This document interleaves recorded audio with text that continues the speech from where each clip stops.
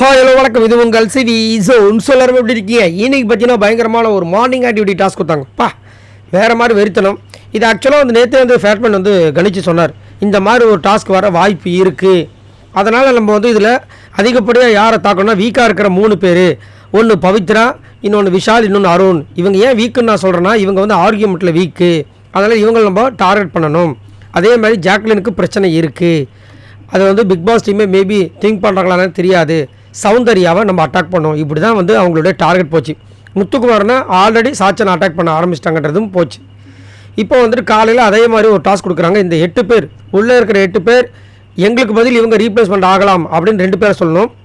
அங்கே எங்களுக்கு பதில் இவங்க இருக்கக்கூடாது, இவங்க என்ன பண்ணுறாங்க அப்படின்ற மாதிரி கலாய்க்கணுன்ற மாதிரி ஒரு டாஸ்க்கு. இந்த டாஸ்க்கை ஜாக்லின் படிக்கிறாங்க. படிச்சுட்டு போய் யாராவது எந்திரிச்சு போய் பேசுவாங்க. ஃபஸ்ட்டு அந்த உள்ளே இருக்கிற 8 பேர் தான் பேசணும்னு சொல்லிட்டாங்க.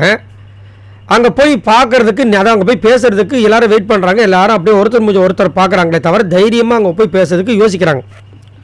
டாஸ்க் பீஸ்ட்டுன்னு தன்னை பேசிக்கிற ரயான் போக மாட்டுறாரு, சௌந்தர்யா போக மாட்டுறாங்க, ஜாக்லின் போக மாட்டுறாங்க, தீபக் போக மாட்டுறாரு, யாரும் போகல. எல்லோரும் என்ன பண்ணுறாங்க, குமரா போ, குமரா போ. எல்லாம் எதுக்காக வந்திருக்கு கேமுக்கு? இங்கே இதுக்கெலாம் குமரா தேவை. ஆனால் அவருக்கு தைரியம் இல்லை. அவர் மனிபுலேட் பண்ணுறாரு. அவர் சொல்கிறத நாங்கள் கேட்குற மாதிரி இருக்குது. இப்போ நீங்கள் அவர் சொல்கிறதானே கேட்குறீங்க. அதான் சொல்கிறேன், இவங்களா தூக்கி விட்டுருவாங்களாம். அதுக்கப்புறம் இவங்களுக்கு ஒரு பிரச்சனைன்னு வரும்போது இவர் மேலே பழிய போட்டுவாங்களாம். ஏன் சௌந்தர்யா இந்த முத்துக்கோட்டை அடிக்க வந்திருக்குன்னு சொன்னாங்களே, சௌந்தர்யா போய் ஃபஸ்ட்டு பேசலாம்ல. எல்லாம் பயம். இங்கே தைரியமாக போய் நம்ம ஆள் போய் சும்மா சிங்கமாக நிற்கிறாரு. உண்மையாகவே இதுதான் உண்மை. இதைத்தான் அன்றைக்கி ஃபோன் டாஸ்க்லேயும் சொன்னார். உடனே பொத்துக்கிட்டு கோவம் வந்துருச்சு அன்றைக்கி. சரி, இதுக்கு பார்த்தீங்கன்னா தைரியமே இல்லாமல் இருந்தாலும் இவர் போய் தைரியமாக போய் பேச ஆரம்பிக்கிறாரு. 2 பேரை சொல்கிறார். என்னென்னா வர்ஷினியும் ரவி சாரும் சொல்கிறார். வர்ஷினி என்ன சொல்கிறாங்கன்னா, நிறைய பெட்டர்மெண்ட் தெரியுது, முன்னாடி எதுவுமே பேச மாட்டாங்க, இப்போ நிறைய பேசுகிறாங்க. முன்னாடி கேள்வியெலாம் கேட்கவும் மாட்டாங்க, இப்போ கேள்வி கேட்குறதுலாம் சூப்பராக இருக்குது முன்னாடியை விட. அதே மாதிரி இங்கெல்லாம் நம்ம எதுக்கு பேசணும் அப்படின்றது இல்லாமல் நினைக்கிற இடத்துல பேசிடுறாங்க. ரொம்ப அழகாக இருக்குது. எங்கே ஒப்பீனியன் வைக்கணுமோ அங்கே ஒப்பீனியன் வைக்கிறாங்க. அதனால் கண்டிப்பாக வர்ஷினி பெட்டர்மெண்ட்டாக இருக்காங்க. 2வது ரவி சார், அவர் பார்த்தீங்கன்னா வந்ததுலேருந்து அவரோட கேம் விளையாட ஆரம்பிச்சிட்டார். நேற்று நைட்டு, முந்தானத்து நைட்டு, அப்புறம் காலையில் எல்லாத்துலேயும் நம்ம பார்த்தோன்னா நம்மளுக்கு தெரியும். அதேமாதிரி ஃபஸ்ட்டு புகழ்கிற மாதிரி புகழ்ந்து அடித்தார். அடிக்கவும் ஆரம்பிச்சிட்டாரு, பண்ணிட்டு தான் இருக்கார். இன்றைக்கி காலையில் கூட குமரா இந்த ஆக்டிவ் டாஸ்க்கு முன்னாடி எனக்கு ஒரு 10 நிமிஷம் கொடுன்னு கேட்டார்.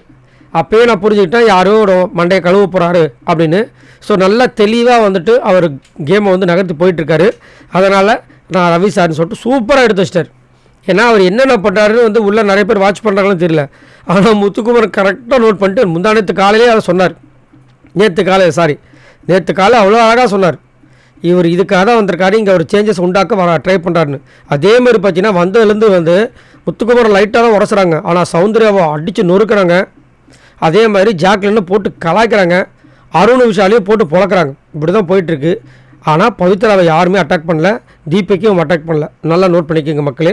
முத்துக்குமரையும் யாரும் அட்டாக் பண்ணல. சரி, நீங்கள் உங்களோட கருத்துக்களை சொல்லுங்கள். இங்கே தைரியமாக நின்று சொன்ன முத்துக்குமர் தான் என்ன கேட்டாங்கன்னா சூப்பர் சொல்லுவேன். ஏன்னா நிறைய பேர் முத்து என்னத்தை பண்ணுறாரு. இதோ பாருங்கள், ஒரே ஒரு எக்ஸாம்பிள். தைரியமாக ஒரு டாஸ்க்கை கூட பேச முடியல. இவங்களாம் என்ன கிட்டத்தட்ட 90 நாள் கடந்தாச்சு. சரி, உங்களோட கருத்தை சொல்லுங்கள். பாய் நண்பர்களே.